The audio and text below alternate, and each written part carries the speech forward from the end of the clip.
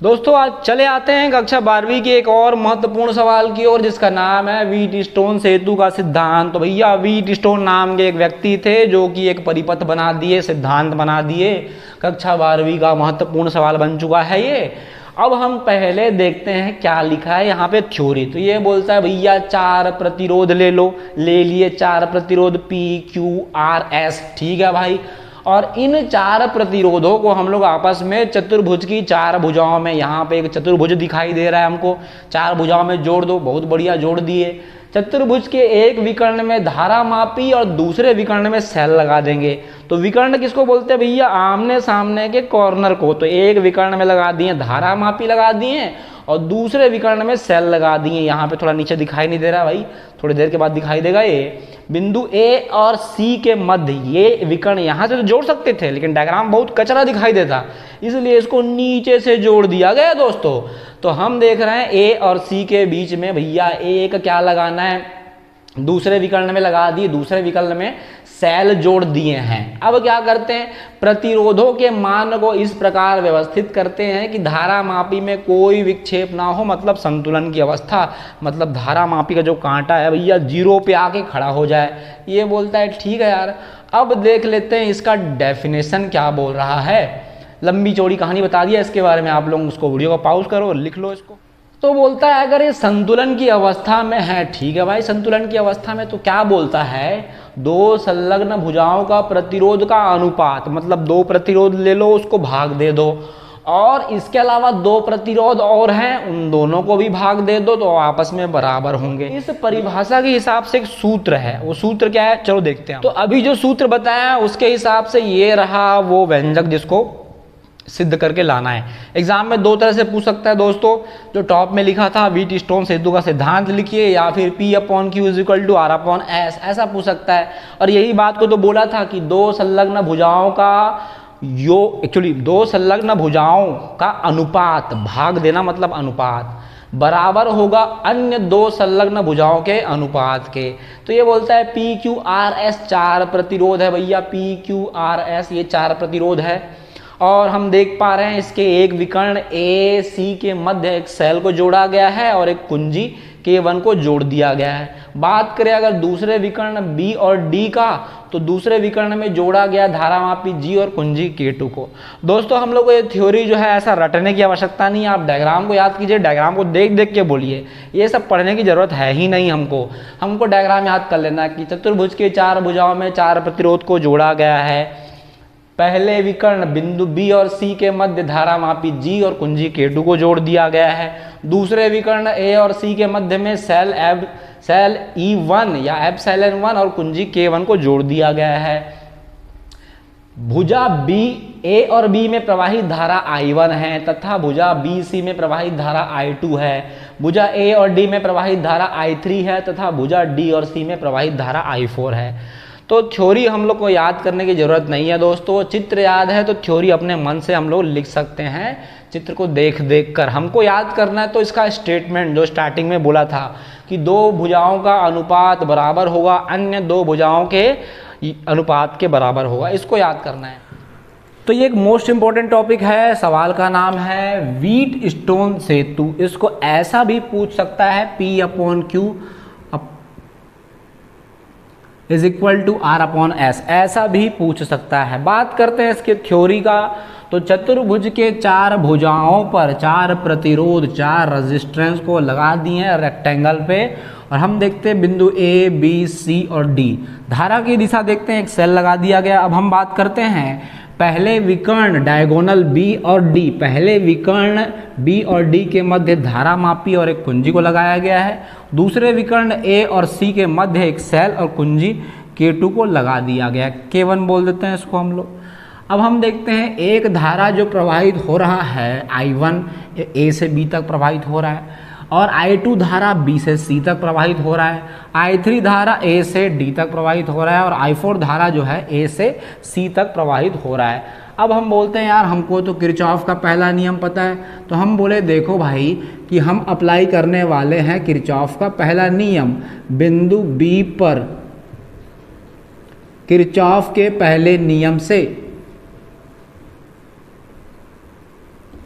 Kirchhoff के पहले नियम से, जो क्या बोलता है किरचॉफ का पहला नियम, ऑब्जर्व कर रहे हैं हम लोग, तो आने वाली धारा एक तरफ और जाने वाली धारा दूसरी तरफ। तो बिंदु बी पर खड़े हो गए, कौन कौन आ रहा है बिंदु बी के पास, तो हम ध्यान से देखते हैं I1 आ रहा है और IG दूर जा रहा है और I2 भी दूर जा रहा है। तो हम बोले यार देखो I1 को एक तरफ लो क्योंकि ये आ रहा है, और I2 और IG को दूसरी ओर लो क्योंकि ये B से दूर जा रहा है।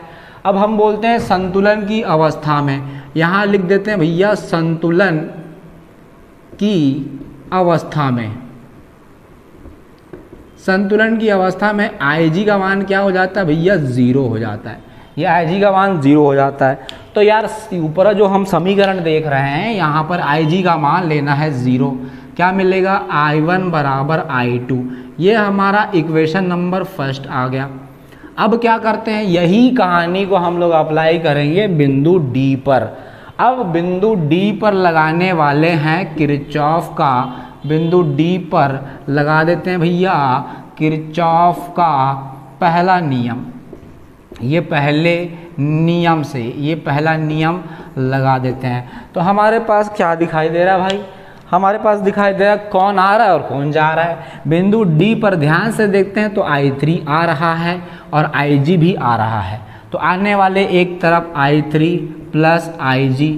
अब हम देखते हैं जो जा रहा है I4 जो है जा रहा है, I4 को लिखते हैं दूसरी ओर।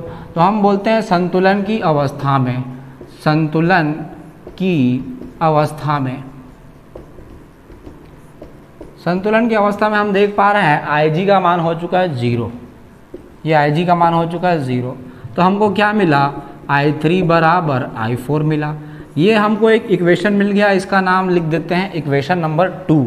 तो समीकरण 1 हमको मिल गया और समीकरण 2 हमको मिल गया। अब या इसको हम साइड में लिख देते हैं ताकि आगे का हम लोग प्रोसेस देखेंगे। तो इक्वेशन नंबर फर्स्ट हमको मिला I1 is equal to I2, ये इक्वेशन फर्स्ट मिला है। इक्वेशन सेकंड हमको मिला I3 is equal to I4 हमको मिला इक्वेशन नंबर सेकंड। ठीक है भाई, अब हम लोग अप्लाई करने वाले हैं किरचॉफ का सेकंड नंबर का रूल। क्या बोलता है ये रूल, समझते हैं हम लोग। किरचॉफ का सेकंड रूल लगाएंगे, देखते हैं। तो ये हमारे पास है पॉइंट A B D और A B D A में किरचॉफ के दूसरे नियम से, अब लगाने वाले दूसरा नियम, दूसरे नियम से क्या बोलता है किरचॉफ का दूसरा नियम। किरचॉफ का दूसरा नियम मतलब क्या, V is equal to I R, यही तो है, कुछ नहीं। एक तरफ विभव, दूसरे तरफ धारा और प्रतिरोध का गुणनफल। तो हम क्या देख पा रहे हैं यहाँ पर बिंदु, नक्शा देखो, ये रास्ता है, ये बोलता है A से B तक जाओ। हम A से B तक जाएंगे, जो हमारे साथ जाएगा वो प्लस, I1 हमारे साथ जा रहा है तो हम बोले प्लस, I1 हमारे साथ जा रहा है और I1 का भाई का नाम क्या है P, तो यहाँ लिख देते हैं I1P। फिर हम बिंदु B पे चले गए। अब ये बोलता है B से कहाँ चले जाओ, D तक चले जाओ। B से D तक जाएंगे तो IG हमारे साथ जा रहा है और उसका भाई है कैपिटल G, तो हम बोलेंगे ये भी प्लस है क्योंकि ये भी हमारे साथ जा रहा है, IG और कैपिटल G। अब हमको नक्शे के हिसाब से D से कहाँ जाना है, A तक जाना है, तो D से जाना है A तक। हम देख रहे हैं हमको जाना है ऊपर, लेकिन ये आ रहा है नीचे की ओर, तो हम क्या बोलेंगे, हमारे विपरीत जा रहा है। तो हम बोलेंगे माइनस I3 और हम बोलेंगे कैपिटल R उसका भाई है, ये कैपिटल R उसका भाई है। क्यों भाई, भाई क्यों, क्योंकि धारा और प्रतिरोध का क्या करना है, गुणनफल करना है, और उसके राइट साइड में विभव को लेना है, वोल्टेज को लेना है। तो इस पूरे परिपथ में विभव या वोल्टेज या सेल तो है ही नहीं, तो नहीं लिए, इसलिए राइट साइड में 0 दिखाई दे रहा है। अब संतुलन की अवस्था में क्या जानते हैं, IG का मान 0, तो IG का मान 0 हो जाएगा तो ये पूरा मान 0 हो जाएगा। हमको क्या मिलेगा, I1P minus I3R is equal to 0। ऋण का पक्षांतरण करेंगे धन हो जाएगा, I1P is equal to I3R। ये समीकरण नंबर 3 मिल गया हमको। अब हम क्या करते हैं यार, अब हम बोलते हैं दूसरे नक्शे की ओर चलते हैं।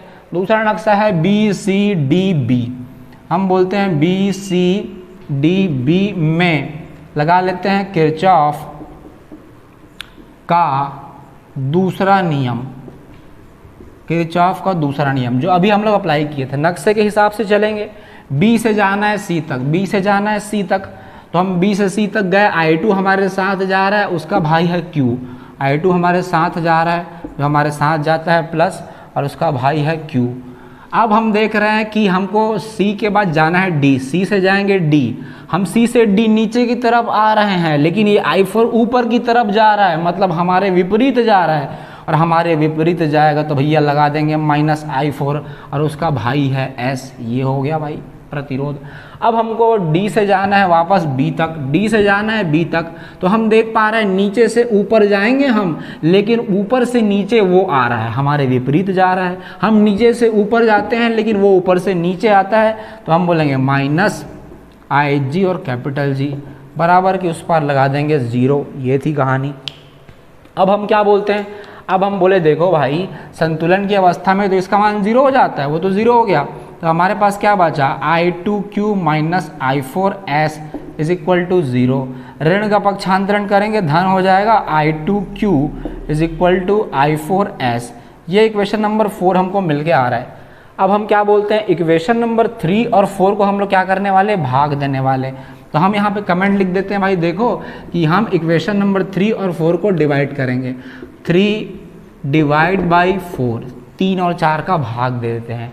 तो लेफ्ट हैंड साइड को लेफ्ट हैंड साइड से भाग देंगे, हम बोलेंगे I1P के बटे में आ रहा है I2Q।